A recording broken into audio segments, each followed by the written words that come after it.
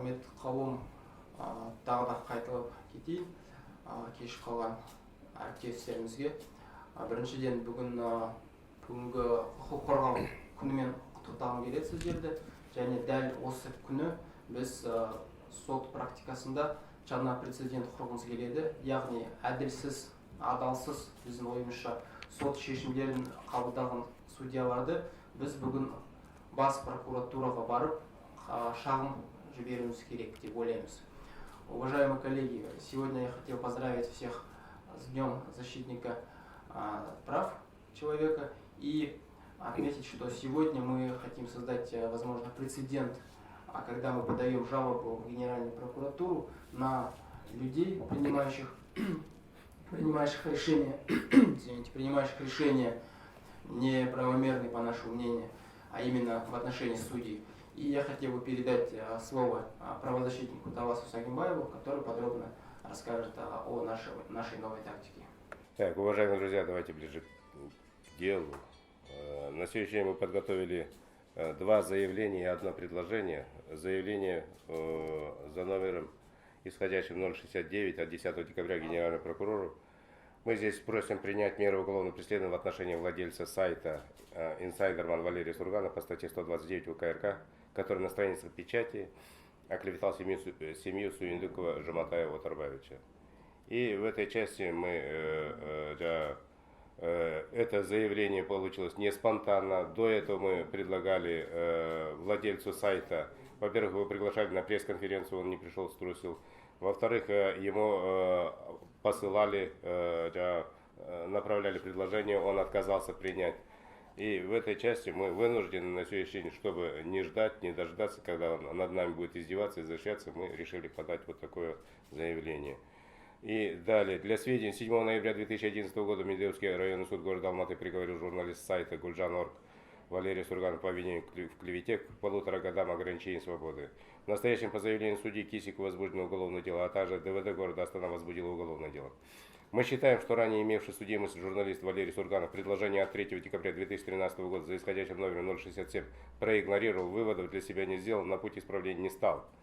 Необходимо определить меру пресечения пострадавшего, так как есть опасность того, что он может скрыться от судебного преследования и покинуть пределы границ Казахстана. А на время проведения следственных мероприятий необходимо закрыть сайт «Инсайдерман» с тем, чтобы не будоражить общественность. И в примечании мы ставим следующее. Непринятие мер уголовного преследования в отношении владельца сайта «Инсайдерман» Сурганова будем расценивать и квалифицировать как акт выражения протеста против воли и проводимой политики президента. Угрозу расшатывания нашего государства, которое может привести к утрате государственности. Далее мы подготовили второе заявление.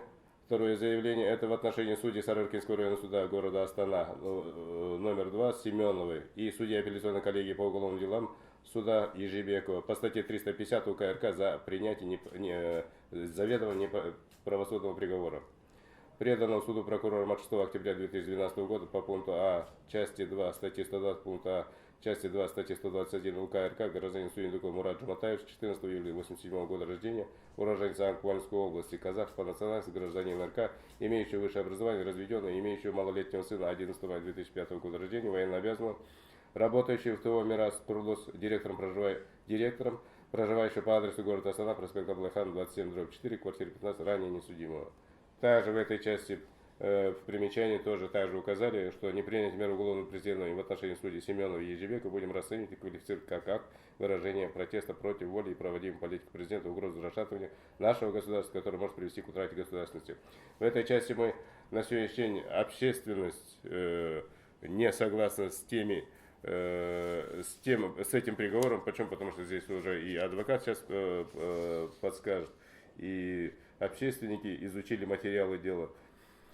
Также в этой части мы второму фигуранту, это президенту общественного фонда Народный антикоррупционный комитет Дуанбекову, тоже подготовили предложение, где в этом предложении мы еще, где мы усматриваем, что они ничем не отличаются от ОПГ, развод на бабки. И возникает вопрос, а почему укрыли тот факт, что потерпевшая сторона взяла машину, деньги, и одна из родственниц переоформила продажу. Потом далее один из выступающих заявил, подсказали, нас спасет только пресса. И вот с участием прессы задолго до приговора до судебного разбирательства была предрешена судьба молодых людей. И в этой части мы также обращаемся к Дуамбеку с предложением, с тем, чтобы он добровольно принес опровержение и извинения с ней по всем материалам касательно Суиндикова Жуматая Отарбаевича. У меня все, прошу. Да, я коротко, буквально хочу остановиться на материалах уголовного дела, опять же обратить уважаемых читателей, значит, внимание, так сказать, на доказательную часть по данному уголовному делу. То есть я остановлюсь на фактах, а именно, меня как защитника Суиндикова Мурата беспокоит вот такой вопрос. Хотелось бы в первую очередь получить однозначный ответ как доказательство вины моего подзащитного. Каким образом на гигиенической прокладке плавок Нуржанова, изъятой с грубейшим нарушением нормы ПК, оказалась сперма Суиндикова? Если из неоднократных показаний самой потерпевшей Нуржановой в ходе как предварительного следствия, так и судебного следствия был установлен бесспорный, неопровержимый и не требующий иных доказательств факт, что при изнасиловании якобы все теми же Тусуповым и Суиндиковым, значит, семяизвержение ей во влагалище не производилось. Половые акты производились подсудимую собственную ладонь рук, о чем было изложено в самом приговоре суда первой инстанции. Обращая на такой факт, что эксперты Феронова, Полякова, Андреев, Колдыбаев и другие на вопрос защиты показали в суде, что даже с последующим одеванием нижнего белья после полового акта невозможно попадание спермы на прокладку трусов Нуржановой без непосредственного семяизвержения ей во влагалище. Либо такое попадание возможно без наличия полового контакта при ином соприкосновении спермы Суиндикова с внутренней стороной плавок Нуржановой. Я считаю этот вопрос самым главным в данном уголовном деле, на который и судом не был получен необходимый ответ для вынесения обвинительного приговора. Ну, у меня вот коротко все по материалам дела.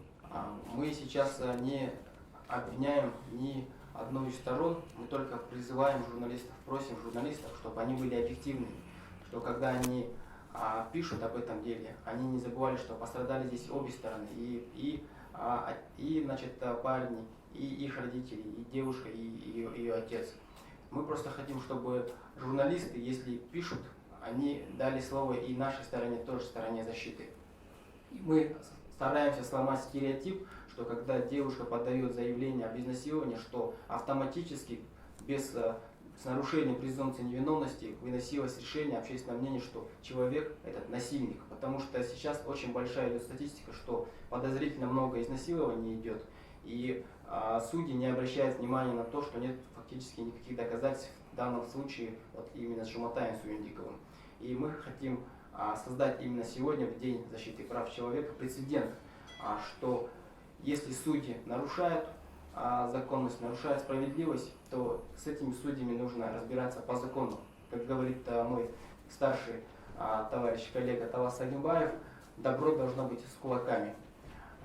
Я считаю, хочу добавить, что добро должно быть не только с кулаками, добро еще должно быть юридически и политически подкованным, грамотным и ставить на место тех людей, которым мы доверили свою судьбу, а именно судьям. Вот. Если вопросов никаких нет, то, наверное, мы сегодня сразу же сдадим заявление в Генеральную прокуратуру и наше предложение Мусагале Дуамбекову. Есть что добавить? Уважаемые господа, вот снимите вот зал помещения. Самого виновника, журналиста приглашали на пресс-конференцию. Дуамбекова приглашали официально. Это уже второй раз, дважды их приглашали, они не появились. Это о чем говорит? Это о многом говорит. Я думаю, из этого надо тоже делать выводы. Нам нужна настоящая пресса. Нам нужна правдивая пресса. Нам нужна разносторонняя пресса. И сегодня мы должны работать в рамках закона и законодательства республики. Не надо выходить за рамки. Все, спасибо.